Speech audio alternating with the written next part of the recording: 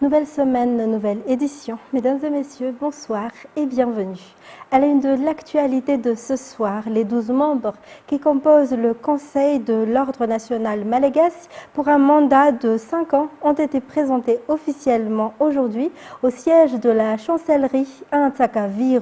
Cette institution veut apporter un nouveau souffle qui a été marqué par la présence du chef d'État malagasy, Andry Rajoelina, venu ouvrir officiellement leur mandat de travail. Une première dans l'histoire de la chancellerie malagasy qu'un président honore l'événement. Un nouveau souffle également au niveau des matériels et équipements, mais aussi du travail, selon les explications. Natera Goutoumaf et Nzara Ndjiansou pour plus de détails. La grande chancellerie de Madagascar marque ses 65 ans d'existence cette année 2025. 65 ans de reconnaissance pour les personnes qui ont porté haut l'honneur du pays et la souveraineté nationale à travers leurs travaux, leurs actes et leurs résultats. La grande chancellerie apporte des réformes et des améliorations dans l'accomplissement de sa tâche, selon les explications. À cet effet, il a été effectué ce jour l'ouverture officielle d'un nouveau mandat de 5 ans et la présentation des 12 nouveaux membres du Conseil de la chancellerie malagasy avec à sa tête le général de corps d'armée, Randzé Varzana-Kumbana Marcel, grand chancelier de Croix de première classe, ainsi que de représentants de chaque province. Ces nouveaux membres veulent apporter un souffle nouveau et sont prêts à améliorer leur tâche, qui est la sélection des personnes qui méritent de porter l'ordre national. Ce nouveau souffle est aussi marqué par l'édition d'un livre relatant la raison d'être de la chancellerie malagasy. Cet ouvrage a été officiellement remis au chef de l'État Andry Rajoelina pour validation avant qu'il soit distribué au niveau des collectivités territoriales décentralisées, des écoles et d'autres institutions et entités dans toute la grande île. Cette journée du 10 mars est aussi une date historique pour la grande chancellerie car c'est la première fois qu'un président de la République de Madagascar, président suprême de la grande chancellerie, vient ouvrir officiellement le mandat de travail du Conseil de la chancellerie. Le président Andry Rajoelina a souligné dans son discours l'importance d'obtenir une médaille de la chancellerie, car cela marque une reconnaissance nationale pour leur bravoure, leur volonté, mais surtout le patriotisme qui est la lumière qui illumine le chemin vers le développement. Depuis 2019, nous avons apporté de grands changements, surtout au niveau de la sélection des citoyens qui méritent de recevoir cette marque de reconnaissance nationale, affirme le président malagasy. Le chef de l'État a aussi rappelé aux membres du Conseil la délicatesse de leur tâche qui aura un impact sur la société et le pays. Le président de la République n'est pas venu les mains vides car outre la réhabilitation effectuée au niveau des locaux de la chancellerie malagasy, il a annoncé que les bureaux des membres du Conseil de la chancellerie malagasy seront rénovés avec des décorations rustiques malagasy typiquement fait main. Cette journée du 10 mars a été marquée par l'octroi au président Andry Rajoelina de la première médaille qui marque le début de leur mandat avec le livre de la grande chancellerie malagasy.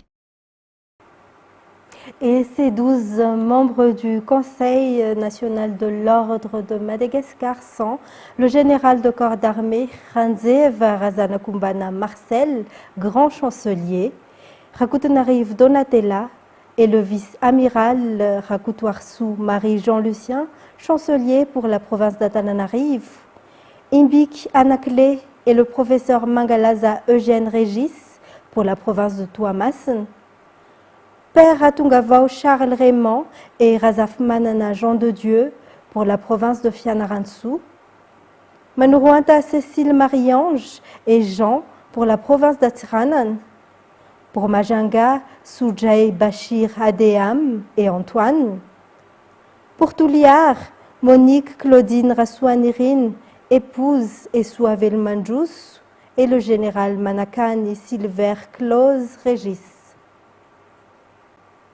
Dans les actualités également, le cyclone Jude pourrait toucher directement la côte ouest ou sud-ouest de Madagascar ce week-end, selon les prévisions du service météorologique publiées aujourd'hui.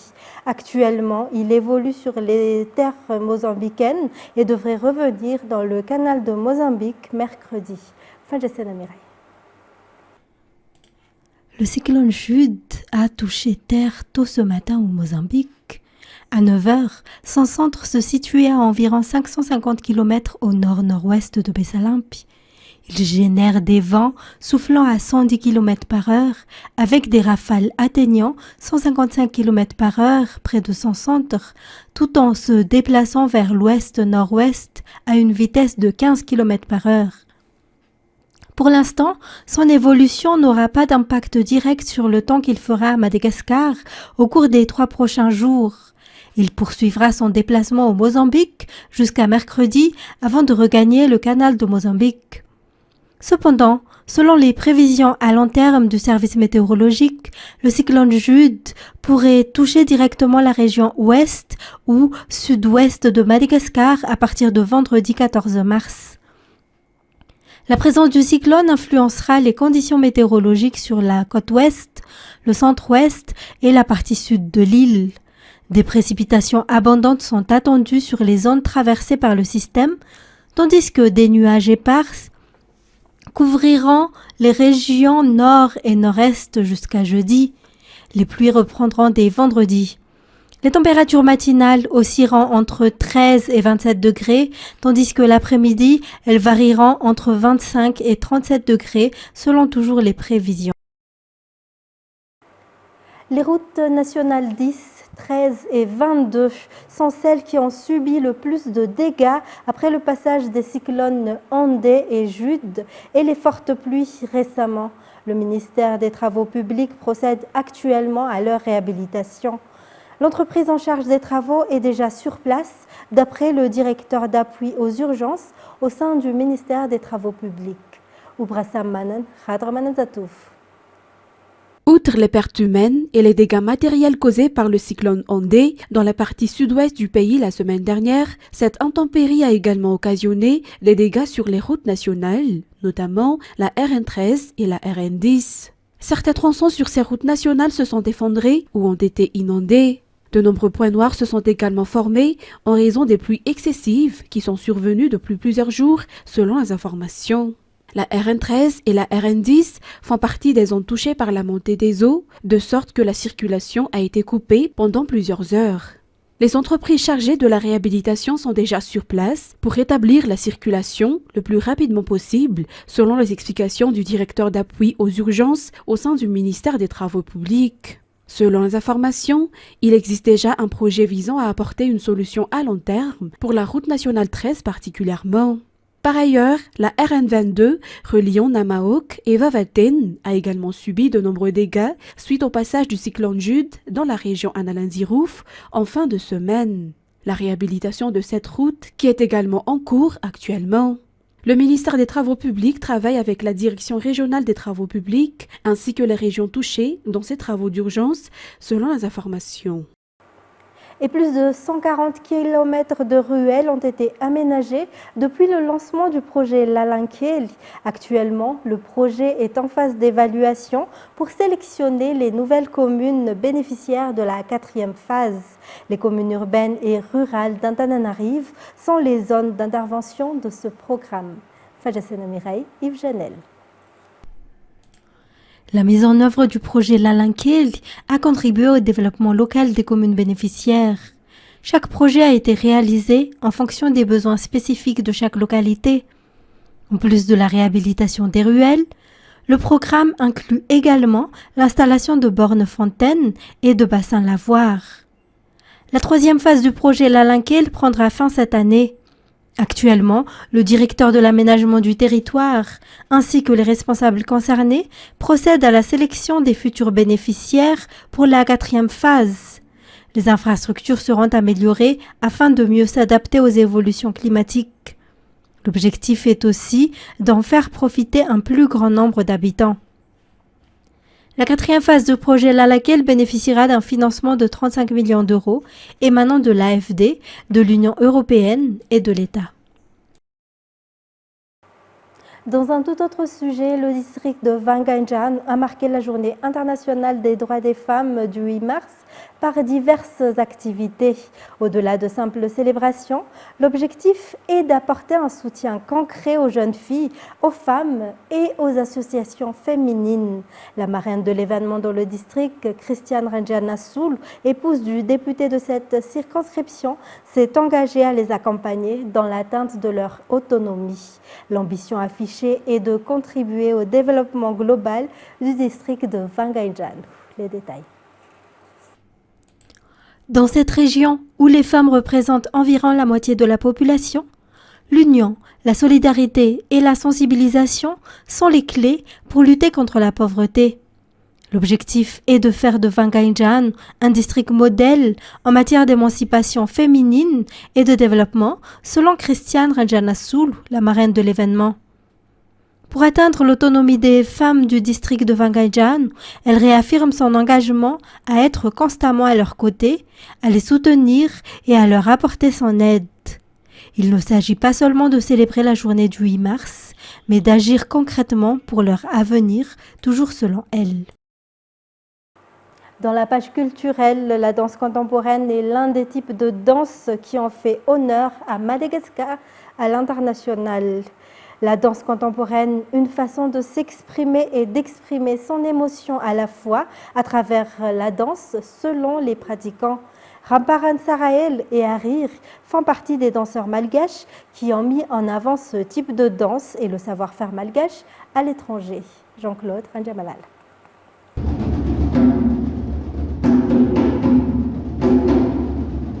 De nombreuses médailles et titres ont été remportés par des groupes de danse malgaches en danse contemporaine à l'étranger, a déclaré Ramparan Sarael, un professionnel de cette danse. Beaucoup de ces élèves ne sont plus dans le pays, mais ont poursuivi leur carrière à l'étranger. Néanmoins, il y a aussi ceux qui tentent de faire revivre cette danse localement et continuent de créer des chorégraphies qui distingueront les malgaches.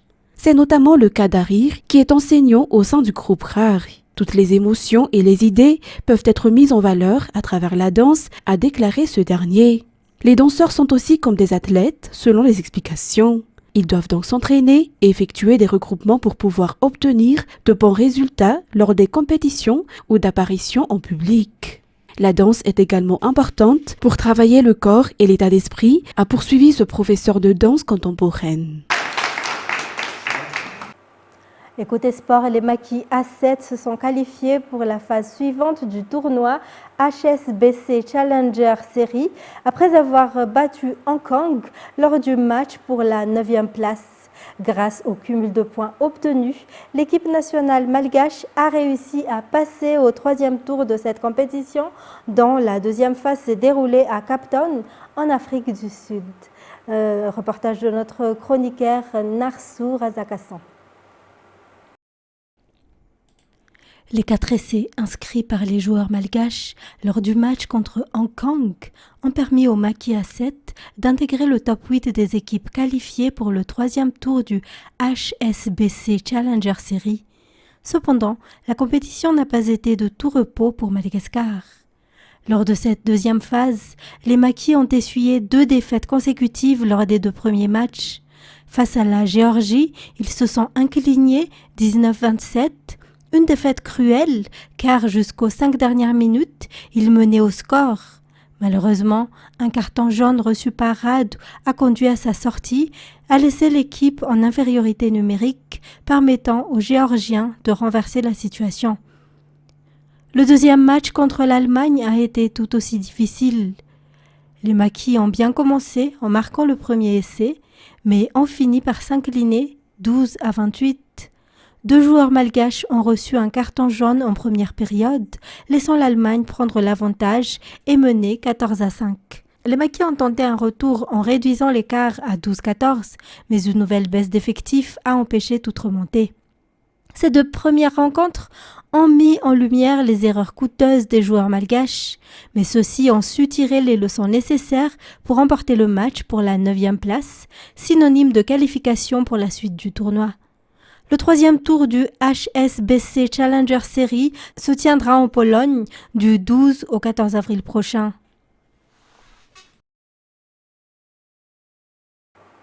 Dans les actualités internationales, une folle ruée qui ne semble plus s'arrêter. Le cours de l'or frôle les 3 000 $ l'once, soit près de 100 000 $ le kilo, un record. Le métal jaune a pris 40% depuis un an. Il tient plus que jamais son rôle de valeur refuge par excellence en ces temps de tensions géopolitiques et commerciales. France 24. L'once, c'est le cours de ce matin. Il n'a jamais été aussi haut. L'once, c'est la mesure de l'or. Ça fait un peu plus de 31 grammes 10 très exactement. Donc 3 000 $ l'once, ça fait à peu près 96 $ le gramme, 96 000 $ le kilo pour vous donner une petite idée. Donc on n'est plus très loin des 100 000 $ le kilo. Cette valeur de l'or, elle est en forte hausse depuis un an, près de 40%, là où les valeurs boursières ont moins gagné, surtout d'ailleurs depuis l'investiture de Donald Trump. L'instabilité géopolitique, les guerres qui depuis toujours font flamber la valeur refuge qu'est l'or par excellence. Hors des guerres, des tensions politiques, il y en a. La guerre en Ukraine, Gaza, les tensions au Moyen-Orient, et puis la guerre commercial aussi, relancé par Donald Trump, les droits de douane sur lesquels il souffle le chaud et le froid, qui créent des remous actuellement sur les marchés boursiers. Et face à cela, l'or offre une certaine stabilité. Et puis, autre raison également, la baisse des taux des banques centrales actuellement, que ce soit aux États-Unis ou encore en Europe. Quand les taux baissent, l'argent rapporte moins et donc les investisseurs préfèrent l'or. Les centrales ont massivement acheté des lingots depuis 2022, plus de 1000 tonnes en 2022, 2023 et encore l'année dernière en 2024. Elles achètent au total 20% de la demande mondiale. C'est le premier poste devant la joaillerie, l'industrie électronique notamment. On voit aussi que tout a changé avec la guerre en Ukraine de 2022. Avant cela, les banques achetaient moins. L'or est aujourd'hui le deuxième actif détenu par les banques centrales derrière le dollar, mais devant l'euro, à tel point que certaines s'en servent pour effectuer des transactions. Donc c'est presque devenu, si vous voulez, une monnaie. Est-ce que vous avez vu aussi sur les données du Conseil mondial de l'or que les achats d'or pour placement ont beaucoup augmenté l'année dernière, 25% de hausse, vous voyez. En revanche, eh bien, quand les gens achètent peut-être un petit peu moins de bijoux, c'est moins 11%, tout simplement parce qu'aujourd'hui, acheter une bague, acheter un bracelet ou un collier, eh bien, ça devient extrêmement cher et donc tout le monde peut plus se le permettre. Après 3 jours de combat et de violence communautaire sans précédent, le président syrien par intérim a appelé à la paix civile. D'après l'Observatoire syrien des droits de l'homme, qui dispose d'un vaste réseau de sources en Syrie, le nombre total de martyrs civils liquidés s'élève à 973, y compris des femmes et des enfants. L'ONU, Washington et d'autres capitales ont condamné ces tueries. France 24. Après 3 jours de combats et de violences communautaires sans précédent à l'ouest du pays, c'est depuis une mosquée de Damas que le président syrien par intérim, Ahmad al-Shara, appelle à l'unité. Ce qui se passe dans le pays est pour nous un défi à relever. Nous devons maintenir l'unité nationale et la paix civile dans le pays autant que nous le pouvons. Nous sommes capables de vivre ensemble dans ce pays. Les récents affrontements ont fait plus de 1000 morts, dont plus de 700 civils alaouites tués, recensés par l'Observatoire syrien des droits de l'homme, notamment dans la région de Latakié, berceau de cette communauté et ex-bastion du pouvoir déchu. Sur ces images authentifiées, des dizaines de corps de civils entassés, certains auraient été abattus à bout portant. Les forces gouvernementales indiquent se défendre face à des combattants fidèles à Bachar al-Assad, mais pour l'OSDH, il s'agit d'exactions, les premières de cette ampleur depuis la chute du régime et la prise de pouvoir d'une coalition menée par des islamistes. À Damas, certains habitants lancent aussi un appel à déposer les armes. Nous devons nous unir, sauver ce pays et notre victoire. Nous avons atteint quelque chose de grand et nous devons maintenir ça. D'autres incriminent la communauté alaouite. Pourquoi ces groupes alaouites se battent? Quelles sont leurs revendications? Ils devraient plutôt être sages et préserver leur vie car leurs combats ne servent à rien. C'est une grave erreur. C'est dans ce contexte que la Jordanie accueille une réunion entre la Syrie et les pays voisins pour discuter des questions de sécurité. Le Groenland se trouve plus que jamais sous le feu des projecteurs avant les législatives de ce mardi, scruté avec attention par la communauté internationale. Le président Donald Trump a déclaré qu'il souhaitait acheter ce territoire semi-autonome rattaché au Danemark. Sur place, c'est l'incompréhension, voire la crainte chez certains. France 24. Une tempête de neige s'approche de Nuuk et Jess Bertelsen s'accorde une courte pause dans ses bureaux. Dirigeant historique du plus grand syndicat de travailleurs du Groenland, il se présente pour la première fois aux élections législatives. La raison ? Donald Trump. Il y a 3 mois, on s'est réveillé dans un monde complètement différent. On ne sait plus où se situer. Les États-Unis, notre allié, qui nous a défendus pendant tant d'années, a soudain déclaré qu'il pourrait prendre nos terres par la force. Bertelsen veut des liens renforcés avec Danois et Européens plutôt qu'avec les Américains. Alors il fait campagne sur les réseaux sociaux. Pour lui, le modèle social groenlandais est en danger si le président Trump s'empare de cette île de l'Arctique. Si je suis candidat dans cette élection, ce n'est pas pour moi, mais pour mes enfants et mes petits-enfants. Je veux être sûr qu'ils auront de bonnes conditions de vie au Groenland quand je ne serai plus là. Jamais une élection ici n'a fait autant parler dans le monde. Un intérêt pas du goût de tous les Groenlandais habitués à une vie calme et paisible. Donald Trump les a choqués en affirmant qu'il obtiendrait leur île d'une manière ou d'une autre.